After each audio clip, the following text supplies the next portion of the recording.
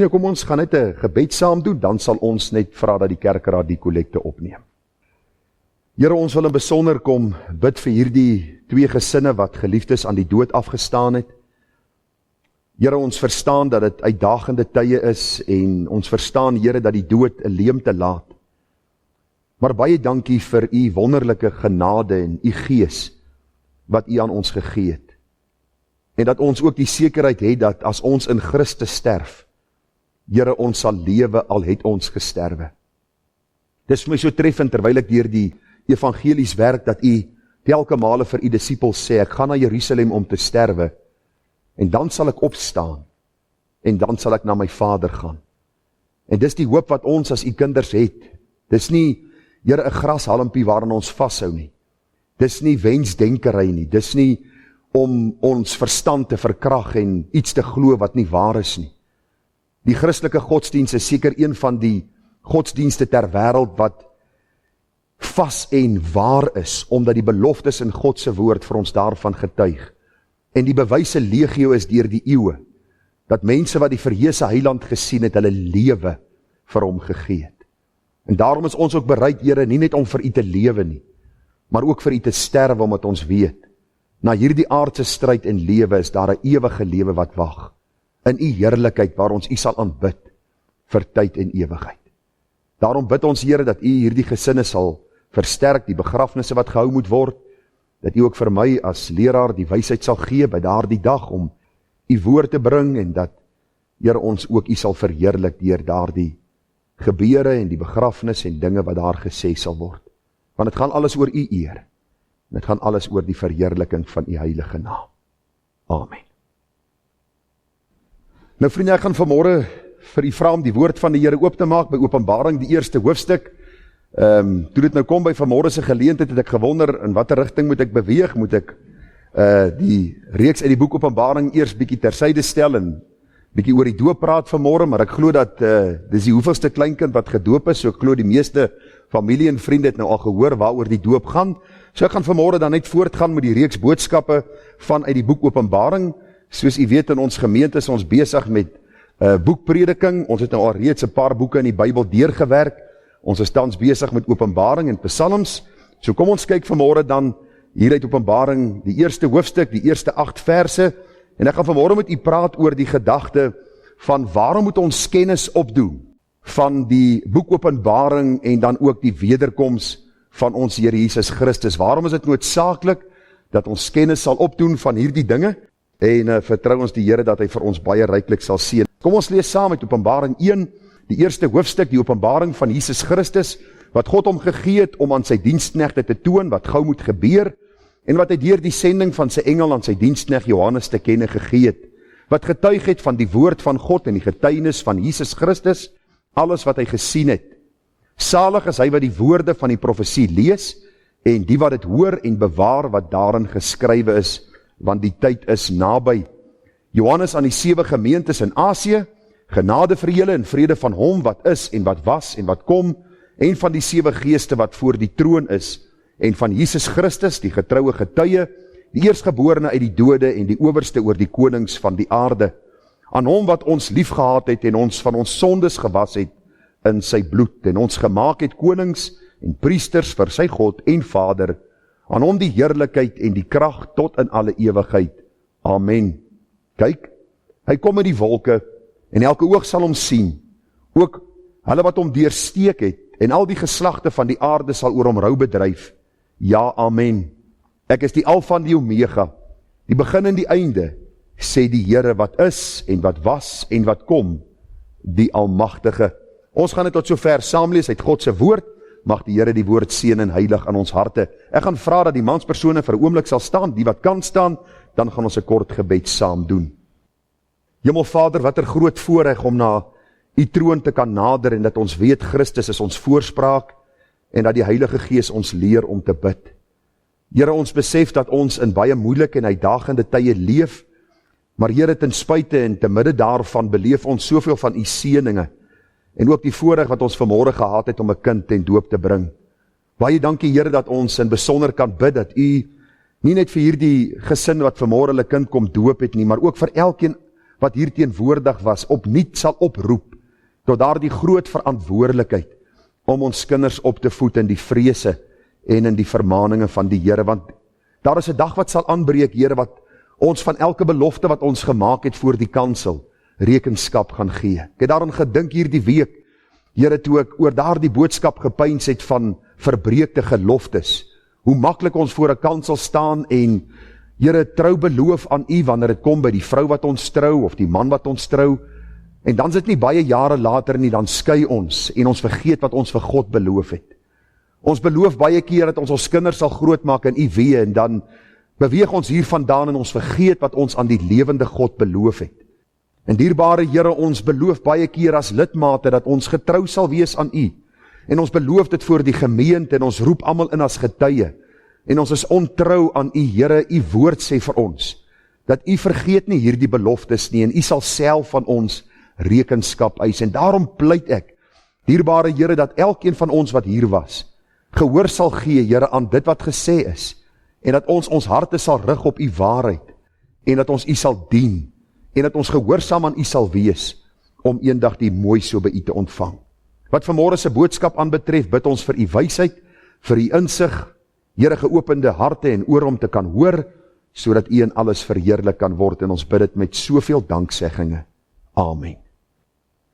Nou vriende, as teks van oordenking hou ek aan die voor vers 7 van Openbaring 1, wat sê, kyk, hy kom op die wolke en elke oog sal hom sien, ook hulle wat hom deursteek het en al die geslagte van die aarde sal oor hom rou bedryf, ja, amen. Ek onthou as jong polisman in 1989, terwyl ek op die grensbasis van Swartwater was, en 'n baie roekelose lewe gelei het, het ons die oggendparade gehad, en ons klomp polisman het gestaan, en so ou kleerling man het die Bybel gevat, en vir ons gelees, en ek het by myself gedink, na ek die sigaret doodgedruk het, die man moet klaar kry dat ons kan aangaan met ons dag.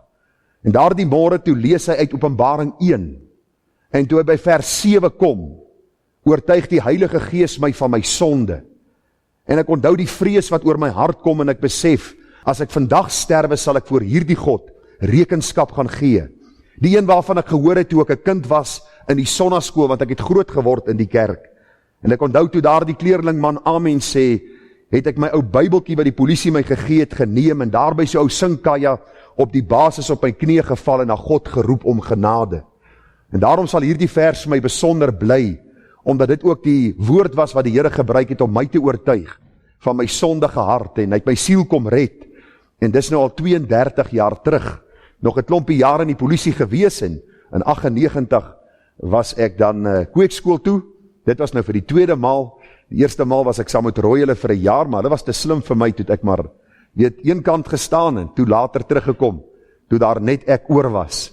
So wonderlik hoe die Here ook 'n mens lei. Nou uit hierdie vers gaan ek vanmôre met u praat oor die gedagte, waarom moet ons kennis opdoen en duidelikheid verkry rondom die boek Openbaring en die wederkoms van Jesus. Vir u verlede week gesê dat die boek Openbaring 'n boek is waaroor baie min predikers spreek. Baie kerke beskou dit as 'n geslote boek, 'n boek wat ons eerder nie moet oor praat of lees of aan die mense probeer verduidelik nie. En ek het vir u gesê by verlede week se diens, die rede waarom daar so 'n geweldige misverstaan en eintlik 'n vermyding van hierdie boek is omdat daar 'n verkeerde verklaringsmetode gebruik word om hierdie boek Openbaring te verklaar. Nou, as u so ietsie weet van die teologie en van die verklaringsmetode, dan weet ons dat die grammaties-historiese verklaringsmetode, die aanvaarbare metode reg deur die wêreld, deur al die kerke is waar ons die skrif met die skrif verklaar. Met ander woorde, ons gaan soek nie iets van buitekant om die skrif te verklaar nie, maar ons vat die woord in konteks en ons verklaar dit wat God vir ons opgeteken het, sodat ons 'n verstaan kan hê van dit wat uit God se Vaderhart na ons kant toe kom. Dit vat tyd, dit vat so 'n bietjie moeite en energie om te gaan indelf in die skrif, maar die wonderlike waarhede wat uitkom daaruit is vir ons siel 'n vreugde, en daarom kan ons met u praat vanuit die boek Openbaring. Vir u gesê daar is 4 verklaringsmetode, terwyl die verklaringsmetode waar deur ons die hele Bybel verklaar, die grammaties-historiese verklaringsmetode is. Laasweek het ons gepraat oor die 7 hoofmomente van die boek Openbaring, vir u gesê, dit gaan oor die verheerlikte Christus. In die eerste plek gaan die boek Openbaring nie oor al die simbole en al die dinge wat ons sien nie, maar oor Jesus Christus, die een wat gesterf het, wat weer sal kom om te regeer. Die ander hoofmoment is die kerk op die aarde. Ons praat van die 7 gemeentes, soos ons dit ook sien hier op die kaart aangedui, en jy sal dit hierdie kant so sien, dis die 7 gemeentes wat ons vind in Openbaring 1, en dan vind ons ook die kerk ewe skielik in die hemel, Openbaring 4. Ons gaan later praat oor wat daar gebeur het. Ons sien dan ook die groot verdrukking wat aangedui word hier op die kaart. Hierdie tydperk wat die Bybel vir ons sê, 'n verskriklike tydperk sal wees, en as dit nie verkort sou word nie, sou self die uitverkorenes dan ook in hierdie tyd gesterf het, en dan ook baie van hulle die geloof verloon het, want dit gaan 'n geweldige uitdagende tyd wees. Ons het vir u gesê, dan sal die wederkoms van Christus plaasvind, die 1000-jarige vrederyk, en dan die nuwe hemel en aarde, soos ons hier op die linkerkant sien. Dis die boodskappe wat nog gaan volg, maar die 7 hoofmomente is baie duidelik in hierdie 22 hoofstukke opgeteken. Die skrywer van die boek, verlede week vir u gesê, Johannes, die apostel van die Here, is die skrywer. Nou, hy het 'n paar boeke geskryf. Die eerste een was die evangelie van Johannes, en Dominee Roy het vanmôre Johannes 14:1 in sy gebed vir ons aangehaal. Laat julle hart nie ontsteld word nie. Maar in elkeen van die boeke wat Johannes geskryf het, was daar iets belangrik wat hy vir ons wou deurgee. In Johannes, die evangelie van Johannes, sien ons Johannes 20 vers 30, dat Johannes is opgeskrywe, die boek is vir ons gegee, sodat ons kan glo dat Jesus die ware Christus is, die Messias, wat gekom het om te sterf, sodat ons gered kan word. Daarom kan ons nie hande vat met ander geloofsgroepe, en sê dat ons een groot geloofsgemeenskap dan kan vorm, waar elkeen sy eie pad na God toe dan vind nie. Die Bybel sê vir ons, Jesus is die weg, en die waarheid en die lewe. Jy glo dit vanmôre of jy glo dit nie. As jy dit nie glo nie, sal jy God se oordeel ontvang, want hy is die skepper. Jy en ek beleef sy genade deur die suurstof wat ons vanmôre inasem, en daarom sal ons voor hom rekenskap gee. En ek wil vir u sê, die valse gerusheid wat baie van ons het, deurdat ons 'n huis het en 'n werk het en geld het en 'n bankrekening het, is iets wat in 'n oomblik kan verdwyn, veral in hierdie tyd wat ons onsself in bevind. Ons sien dat mense vandag gesond is, môre begin hoes, oormôre in die hospitaal beland, en by die beste mediese fondse sterf hulle, en hulle moet God ontmoet na hierdie lewe. En dis wat die Bybel vir ons leer. Johannes 20 sê vir ons, hierdie dinge is geskrywe, sodat jy kan glo dat Jesus die Christus is. Ek wil vanmôre vir u sê, as jy 'n Bybel in jou huis het, het jy een van die gevaarlikste boeke in jou huis. Want hierdie boek gaan jou of eendag oordeel, omdat jy dit nie gelees en gehoorsaam het nie, of hierdie boek gaan vir jou tel. Wanneer jy voor God staan en rekenskap gaan gee, en hy vir jou gaan sê, mooi so, goeie en getroue diensknegt. Johannes het ook geskryf, die 3 sentbriewe, 1, 2 en 3 Johannes, en in hierdie 3 sentbriewe sien ons die gedagte van sekerheid, wat baie duidelik na vore kom. Sekerheid dat ons aan die Here behoort. Ek glo elkeen van u wat vanmôre hier sit kan sê, ek weet as ek nou sterwe, ek gaan by die Here wees. As u nie seker is nie, moet u nie vanaand gaan slaap nie, want die moontlikheid is daar dat jy kan sterwe, en as jy sonder hierdie sekerheid sterwe, sal jy voor God rekenskap gaan gee, en jy gaan hoor, gaan weg, ek het jou nooit geken nie. Ek het hierdie tyd vir mense gesê, dit lyk vir my, as jy sien, al die begrafnisse wat gehou word, of almal kinders van Jesus was.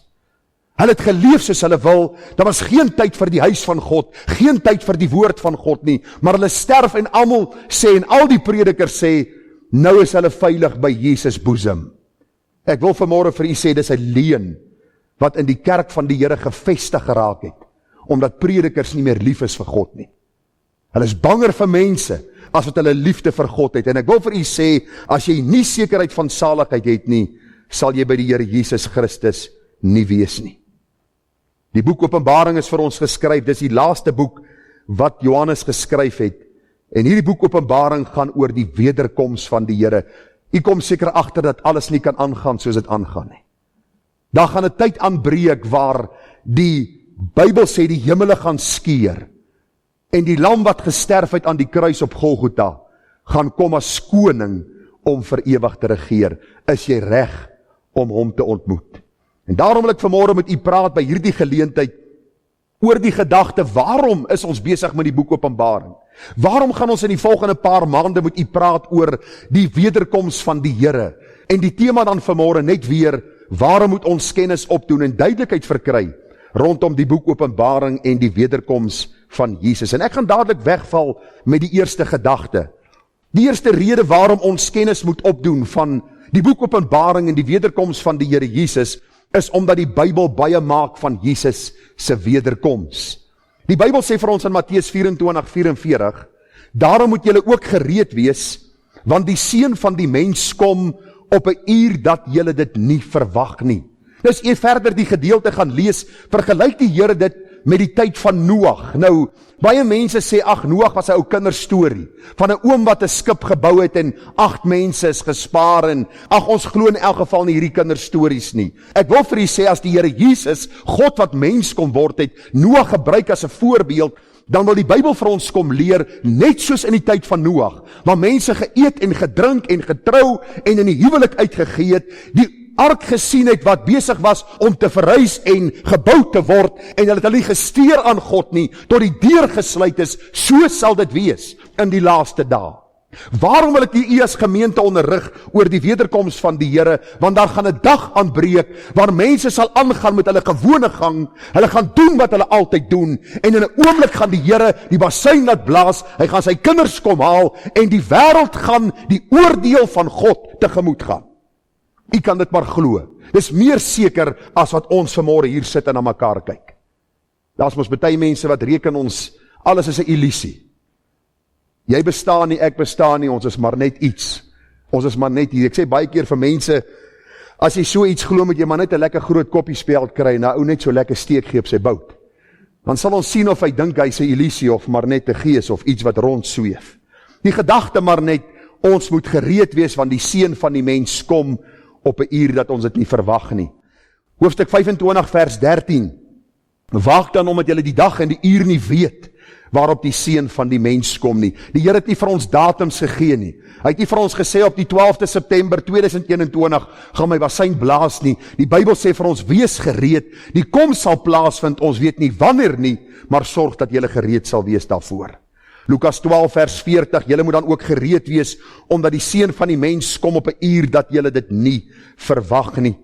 Openbaring 19 vers 7, laat ons bly wees en ons verheug en aan hom die heerlikheid gee, want die bruilof van die lam het gekom en sy vrou het haar gereed gemaak. Dis 'n saak wat vas is en wat seker is.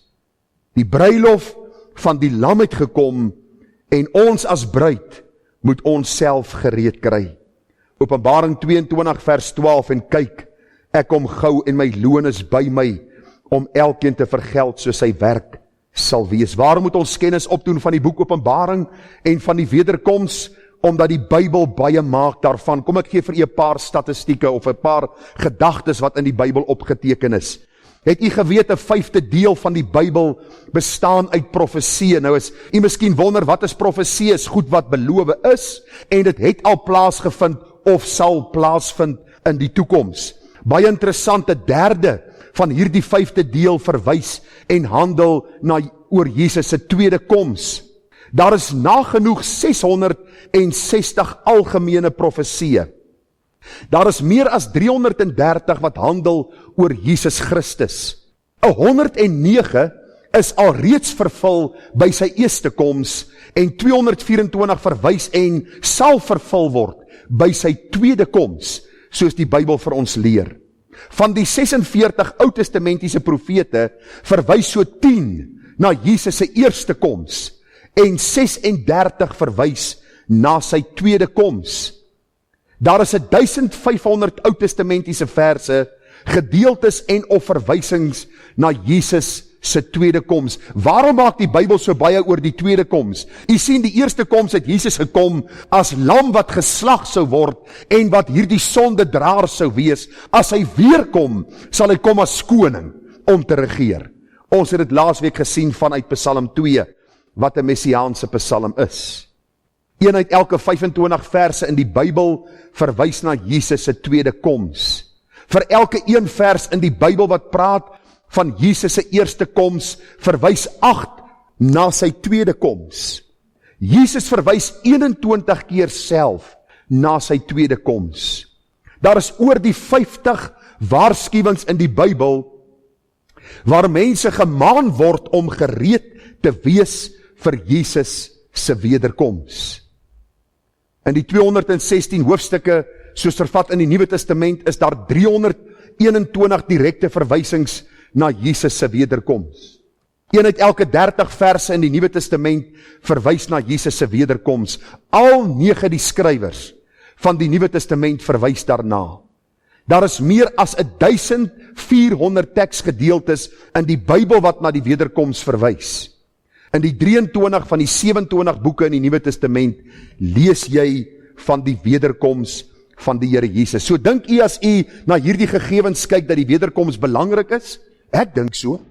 Maar is baie interessant is, mense sal jou waarsku en sê, luister, daar is 'n storm op pad, ek dink dit sal goed wees as jy jou kar onder 'n afdak trek, want die haal gaan 'n paar duike in jou karre slaan, en wat doen mense? Die volstasie staan vol, jy kan nie eens petrol ingooi nie. Almal hardloop en ry en probeer wegkom van die storm, want daar gaan 'n storm kom en ons kan skade kry. En baie keer kom die storm nie eens nie. Baie keer is die weervoorspellers verkeerd, want dis maar 'n voorspelling. Die Bybel gee vir ons feitelik dit wat gebeur het en hoe dit in die eerste koms van Jesus in vervulling gegaan het. Hy gee vir ons die verwysings oor die tweede koms. En die meeste mense sê, ag, ek glo nie hierdie stories nie. Nou vriende, ek wil vir u met baie liefde sê, wat jy glo, maak niks saak aan God se waarheid nie.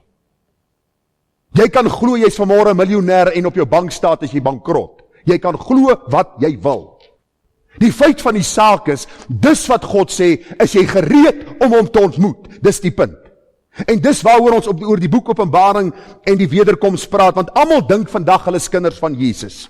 Die kerke leer ons as ons gedoop word, klein of groot, as ons gekatkeseer is, as ons belydenis van geloof aflê, as ons naam op 'n lidmaatskapregister verskyn, is ons kinders van God. Dis nie waar nie. Die Bybel sê vir ons baie duidelik dat ons weergebore moet word. Wat beteken dit? 'n Geboorte van bo, waar die Here my sonde vergewe en my lewe kom nuut maak, sodat ander kan hoor, kan sien en kan ervaar, hierdie man was eens duisternis, maar nou is hy of sy lig in die Here. Ons kyk na die tweede gedagte, waarom moet ons kennis opdoen van die boek Openbaring en Jesus se tweede koms of sy wederkoms, is sodat ons nie gevang word deur die dwaling wat vandag die ronde doen nie. Kom ek lees vir u wat sê Jesus self. Matteus 24 vers 3, en toe hy op die Olyfberg gaan sit het, kom die disippels alleen na hom en sê, vertel ons, wanneer sal hierdie dinge wees? En wat is die teken van u koms en die volëinding van die wêreld? En Jesus antwoord en sê, pas op, dat niemand julle mislei nie. Want baie sal onder my naam kom en sê, ek is die Christus, en hulle sal baie mense mislei. Nou ek wil vir u sê, die misleiding is groter as ooit. Ek wil vir u sê, onder ons blanke Suid-Afrikaners, wat as 'n Christelike nasie bekend staan, en op elke tweede of derde hoek van ons dorp is daar 'n kerk gebou, wil ek vir u sê, ons is mislei. En die meeste wat dink, hulle is op pad hemel toe, is op pad hel toe. Waarom sê ek so? Kyk na ons lewe. Kyk na die drankmisbruik in ons land, die seksuele losbandigheid, die boosheid wat akkumuleer en die uitroep na God om ons te probeer regstel of te probeer uitsorteer, soos hulle sê. Ek kry met baie mense te doen en ek kom al hoe meer agter dat die vrees vir die Here verdwyn het. Waarom? Omdat ons geleer word dat God is 'n God van liefde. Ag, hy sal ons oorsien, ons almal het voete van klei. Ag, en as hy kom, gaan hy ons almal in sy hemel inbring. Ons hoef nie bekommerd te wees nie. Hy het ons so geskaap, as jy nou 'n alkoholist is, het hy jou so geskape. Hy het die homoseksueel so geskape, hy het die lesbiese persoon so geskape, en ag, die pedofiele so geskape. Hy kan nie help daarvoor nie, en hierdie God van liefde gaan sy poorte oopmaak en almal akkommodeer. Dis die leuen van ons tyd, wat jy Sondag na Sondag hoor, die bose boodskap van 'n valse liefde, wat nie eie is aan God nie. Ek wil vir u sê, ons het nodig om gereed te maak vir die koms, wat die Bybel sê vir ons, as ons mislei is, sal ons die koninkryk van God mis. Die Bybel sê in die hemel sal daar nie iets inkom wat onrein is nie. Daarom kom die Here en hy red siele uit genade. En hy kom gee vir ons 'n nuwe lewe. Daarom sê 1 Johannes 4 vers 1, geliefdes, glo nie elke gees nie, maar stel die geeste op die proef of hulle uit God is. Want baie valse profete het in die wêreld uitgegaan. Wat vir my die mekaar maak as prediker, is mense se optrede en se siening oor die ewigheid en oor die wederkoms van die Here. Ek kyk na mense wat wil aftree en hulle doen moeite om by die beste beleggers uit te kom.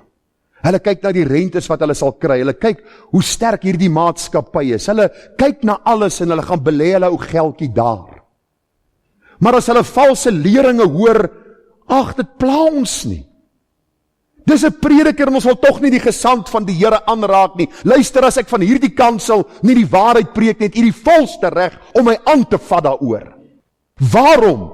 Want die Bybel sê, stel die geeste op die proef. Luister wat sê die predikers, ondersoek dit aan die hand van die woord, want ek is nie die Here nie, en ek is nie onfeilbaar nie. Ek verkondig net wat sy woord vir my sê.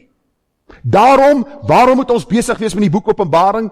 Waarom moet ons oor die wederkoms van die Here ernstig wees, sodat ons nie deur dwaalings gevang word nie? Almal gaan nie deel van hierdie koninkryk wees nie.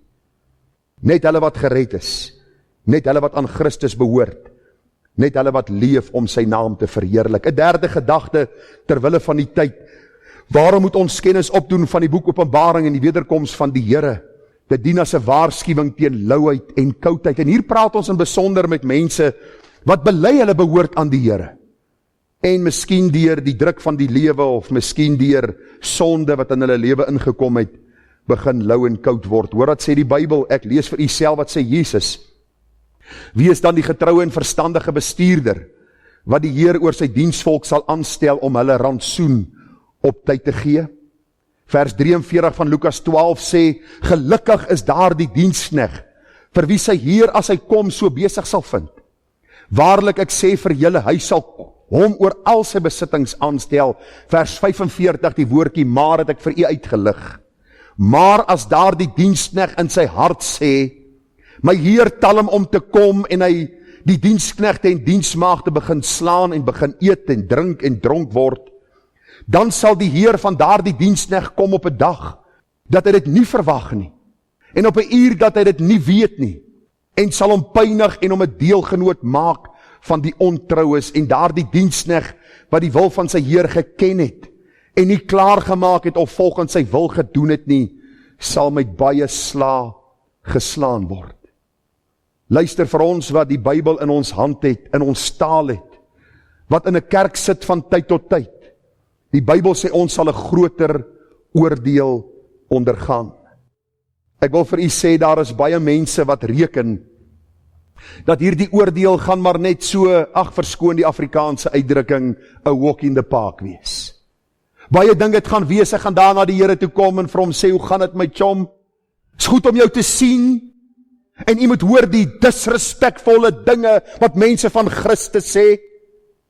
Jy sien, wanneer ons nie voor hierdie God staan en hom sien van aangesig tot aangesig nie, het ons baie bravade, maar hoor, die Bybel sê, as ons nie gereed gemaak het nie, dan sal ons, sê die Bybel, met baie sla geslaan word. Wat dit behels, weet ek nie, maar die Bybel sê, vreeslik is dit om te val in die hande van 'n lewende God.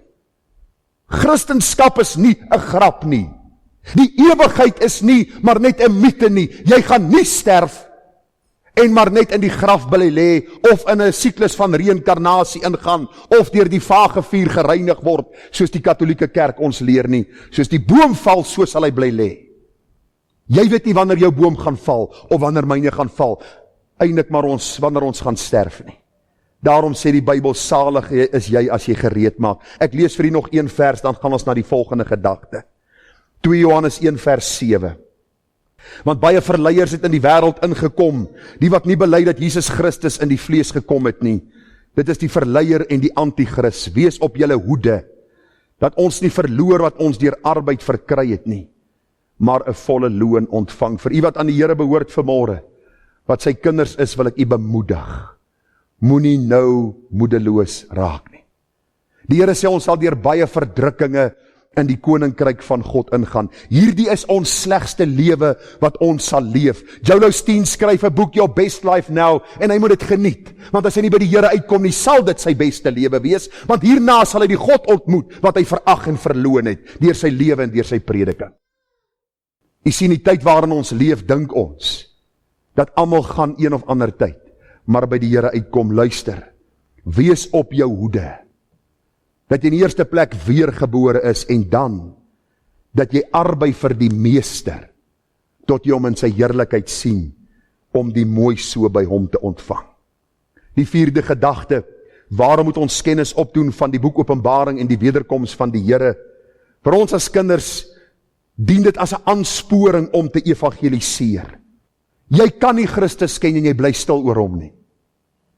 Dis is om getroud te wees en jy sê vir niemand jy's getroud nie. As jou vrou dit uitvind, gaan jy 'n pak slaag kry, glo my. Jy vertel vir almal, man, ek het hierdie vrou ontmoet, ek het haar getrou, ek het haar lief, ek wil my lewe saam met haar spandeer. Dieselfde met Christus. Jy kan nie sê 'n kind van God en jy's doodstil oor hom nie. Niemand by die werk weet jy behoort aan hom nie, niemand by die skool weet jy behoort aan hom nie, niemand in die omgewing weet jy behoort aan hom nie, want Christendom is 'n privaat saak. Al privaat saak wat ek ken is soos 'n posbus, né? Privaat sak 674. Dis die privaat sak wat ek ken, die res is oop. Daarom vra ek jou vanmôre, weet ander jy behoort aan die Here Jesus Christus. 2 Petrus 3 vers 3 sê, dit moet julle veral weet, dat daar aan die einde van die dae spotters sal kom, wat volgens hulle eie begeerlikhede wandel en sê, waar is die belofte van sy wederkoms? Want vanaf die vaders ontslaap het, bly alles soos dit was, van die begin van die skepping af. Miskien vra jy dit vanmôre. Hoor wat sê die Bybel, want moedswillig vergeet hulle. Hierdie woordjie moedswillig beteken dumb on purpose. Om dom as strand te wees. Iemand wat vanmôre staan en sê, wys vir my waar God is. Dis dom as strand om dit te sê. Dis om jou arrogansie 'n hoogtepunt te laat bereik. Die Bybel sê vir ons, want moedswillig vergeet hulle, dat daar van lankal af hemele was, en 'n aarde wat uit water en deur water ontstaan het, deur die woord van God, waar die toenmalige wêreld met water oorstroom en vergaan het, verwysende na Noag en die groot vloed. Vers 7. Maar die teenswoordige hemele en die aardes deur dieselfde woord as 'n skat weggelê en word vir die vuur bewaar teen die dag van die oordeel en die verderf van die goddelose mense. Maar laat hierdie een ding julle nie ontgaan, die geliefdes, dat een dag by die Here soos 1000 jaar is en 1000 jaar soos een dag. Die Here vertraag nie. Die belofte so sommige dit 'n vertraging ag nie. Maar hy is lankmoedig oor ons en wil nie hê dat sommige moet vergaan nie, maar dat almal tot bekering moet kom. Waarom het die Here nog nie gekom nie? Om genade aan jou te bewys. Om vanmôre sy lankmoedigheid oor jou lewe uit te stort. Om vanmôre vir jou te sê, daar is nog kans en daar is nog geleentheid, en vir ons wat aan die Here behoort op te roep, dat ons evangelisasie werk doen. Ek het 'n beginsel in my lewe wat ek probeer handhaaf, en ek leer dit vir my kind ook.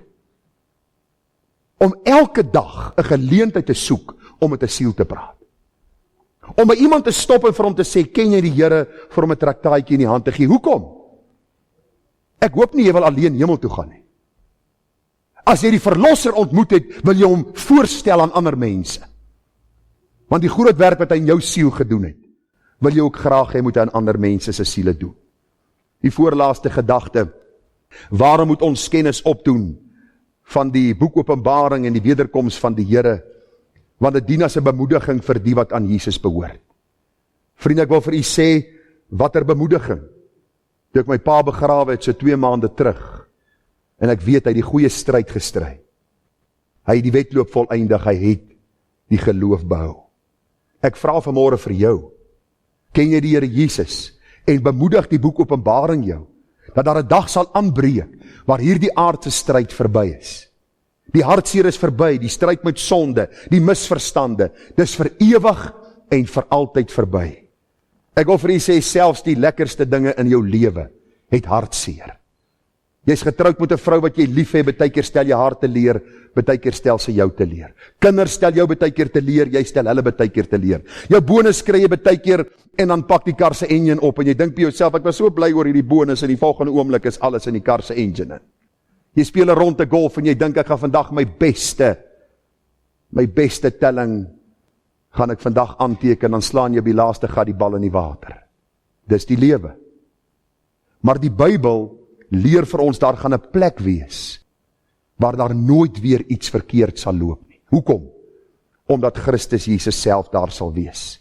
Daarom moet ons mekaar bemoedig met die wederkoms, dat daar 'n plek sal wees en 'n dag sal aanbreek, waar ons Christus in sy heerlikheid sal sien. 1 Tessalonisense 4:15, ek lees gou vir u. Want dit sê ons vir julle deur die woord van die Here, dat ons wat in die lewe oorbly tot by die wederkoms van die Here, die ontslapenis hoegenaamd nie sal voorwees nie, want die Here self sal van die hemel neerdal, met 'n geroep, met die stem van 'n aartsengel, met die geklank van die basuin van God, en die wat aan Christus gesterf het, sal eerste opstaan. Daarna sal ons wat in die lewe oorbly, saam met hulle in wolke weggevoer word, die Here tegemoet in die lig, en so sal ons altyd by die Here wees. Bemoedig mekaar met hierdie woorde. Nou vriende, dit verwys nou maar na hierdie gedeelte waaroor ons oor 'n paar weke gaan praat. Hier is die genade dispensasie waar ons onsself nou in begin. Begin daar by die kruisiging van die Here Jesus. En dan sal die wegname van die kerk van die Here plaasvind, waar al die stryd vir die kinders van die Here verby is. Wat sê die Bybel? Kom ons bemoedig mekaar dan met hierdie woorde. En ek gaan die bemoedig nou, dis by die laaste punt, dat u nie verder hoef te sit nie. Ek glo dit is nou vir u al 'n lang oggend, veral vir u wat nie gereeld in die kerk kom nie. So kom ons kom by die laaste gedagte. Waarom is hierdie wederkoms belangrik? Waarom is dit belangrik dat ons die boek Openbaring moet bestudeer? Die wagtydperk versterk ons geloof. Dit versterk ons geloof. Luister, die Here sê vir ons baie duidelik in die Bybel in Romeine 8:19, want die skepping wag met reikhalsende verlange op die openbarmaking van die kinders van God. Want die skepping is aan die nietigheid onderworpe, nie gewillig nie, maar ter wille van hom wat dit onderwerp het. In die hoop dat ook die skepping self vrygemaak sal word van die slawerny van die verganklikheid tot die vryheid van die heerlikheid van die kinders van God. Vers 22. Want ons weet dat die hele skepping tesame sug en tesame in barensnood is tot nou toe. En nie alleen dit nie, maar ons self ook wat die eerstelinge van die Gees het. Ons sug ook in onsself in afwagting van die aanneming tot kinders, naamlik die verlossing van ons liggaam. Want ons is gered in hoop. Maar die hoop wat gesien word is geen hoop nie. Want wat iemand sien, waarom hoop hy dit nog? Maar as ons hoop wat ons nie sien nie, dan wag ons daarop met volharding. Ek dink so aan as jy vir jou kind iets beloof en dit beweeg daarna Kerstydperk toe. Hulle is amper op die punt van hulle stoel. Hulle wil kyk wat pa vir hulle gaan gee. Hulle wag en hulle sien, en Kersoggend is die oggend wat jy nie nodig het om hulle vroeg uit die bed of uit die bed te probeer jaag nie, want hulle is al vroeg reeds uit. Want hulle wag vir daardie geskenk. Hulle het gehoop daarop en hulle weet hierdie hoop gaan vervul word. Die Bybel sê presies dieselfde vir ons. Die hoop is nie 'n duim vashou nie, maar 'n sekerheid dat ons wat hoop op Christus hom sal sien in sy heerlikheid op die tyd soos hy dit bepaal het, wanneer hy homself sal openbaar. Luister, as jy die Here nie op aarde dien nie, sal jy nie by hom in die hemel wees nie. Ek wil dit weer 'n keer sê dat u dit vanmôre kan hoor. As jy nie vir hom tyd op aarde het nie, sal hy nie vir jou tyd in die ewigheid hê nie. Hoor wat ek jou sê. Die waarheid is so dat ons wat aan die Here behoort, deur sy genade gered, deur sy verlossing gered van sonde, ons sit elke dag en ons wag. En ons sê, Here, miskien vandag. Miskien gaan ons u vandag in u heerlikheid sien. Daarom bring hierdie boodskap van die wederkoms in die boek Openbaring vir ons hierdie hoop. Romeine 15 vers 4. Want alles wat tevore geskrywe is tot ons lering tevore geskrywe, sodat ons deur lydsaamheid en bemoediging van die skrifte hoop kan hê. Kind van die Here, ek wil vanmôre vir jou bemoedig. Ek weet nie hoe lank nog nie, maar ek kan vir jou sê, dit is seker, dat ons hom sal sien soos hy is. Die aardse stryd is soms fel. Daar is van ons gemeentelede wat deur kanker worstel. wat chemoterapie kry, mense wat geliefdes aan die dood afgestaan het. Ons dank God, hy maak sommige gesond. Ons weet nie waarom hy nie almal gesond maak nie. En ons is nie daar om hom te bevraagteken nie. Maar ek vra vir jou, is jou hoop op daardie ontmoeting? Want ons almal gaan een of ander tyd sterwe. Daarom is die begeerte van my hart dat ons geduldig sal wag, dat ons getrou sal wag, dat ons wagtend en wakend sal wees. Want op die regte oomblik sal Christus kom en ons sal hom in sy heerlikheid sien. Ek sluit die boodskap af, waarom moet ons kennis opdoen en duidelikheid verkry rondom die boek Openbaring en die wederkoms van Jesus? Eerste plek omdat die Bybel baie maak van Jesus se wederkoms, sodat ons nie deur die dwaling gevang word nie. Dit dien as 'n waarskuwing teen louheid en koudheid. Dit dien as 'n aansporing om te evangeliseer. Dit dien as 'n bemoediging vir die wat aan Jesus behoort. En die wagtydperk versterk ons geloof. Ek wil afsluit met die woorde wat ons mee begin het. En kyk, ek kom gou. En my loon is by my om elkeen te vergeld soos sy werk sal wees. Vers 17 van Openbaring 22 sê, en die Gees en die bruid sê kom. En laat hom wat hoor sê kom, en laat hom wat dors sê kom. En laat hom wat wil die water van die lewe neem verniet. Die groot teoloog Andrew Bonar het elke aand voor hy gaan slaap het hy sy gordyne toegetrek, dan sê hy, Here, miskien vanaand sal u kom, en ek sal u in u heerlikheid sien. En dan het hy gaan slaap, en hy het wakker geword, dan trek hy sy gordyne oop, en hy kyk na die nuwe dag, en hy sê, Here, miskien vandag sal u kom, en ek sal u in u heerlikheid sien. As jy nie vanmôre hierdie begeerte het, na Jesus se koms nie, dan vra ek jou vanmôre, vra jouself die vraag af, ken jy die Here Jesus? Want hulle wat hom ken, verlang om hom te sien in sy heerlikheid soos hy is. En daarom is dit vanmôre nie gereserveer net vir enkelinge nie. Die Here sê, kom na my toe. Almal wat vermoeid en belas is, en ek sal julle rus gee. Die Here nooi ons, dat ons sonde voor hom sal bely, en dat hy ons genadig sal wees. Daarom ons wat aan hom behoort sê, kom haastig, Here Jesus. Kom haastig. Kom ons bid saam. Vader, baie dankie vir u getrouheid en vir die waarheid van u woord. En mag ook hierdie waarheid ons harte versterk en vir die wat u nie ken nie, oproep tot verantwoording en dat hulle voor u sal buig en gereed sal maak. Baie dankie dat ons kan vra dat u self die naprediker van u woord sal wees. Ons moes so baie gesê het in so kort tydjie. Maar dankie dat u self, Here, deur u Gees u woord uitstuur en dit nooit na u leeg sal terugkeer nie, maar dit sal doen waartoe u dit ook bepaal en bestem het. Ons bid vir elkeen wat geluister het, Here, dat hulle ook hierdie waarheid ter harte sal neem en dat ons daders van die woord sal wees, sodat ons u kan verheerlik en eendag die mooi so by u ontvang. Ons dankie dat u ons hoor, Vader, in die naam van ons Here Jesus, en ons bid al hierdie dinge in die kragvolle werking van die Heilige Gees. Amen.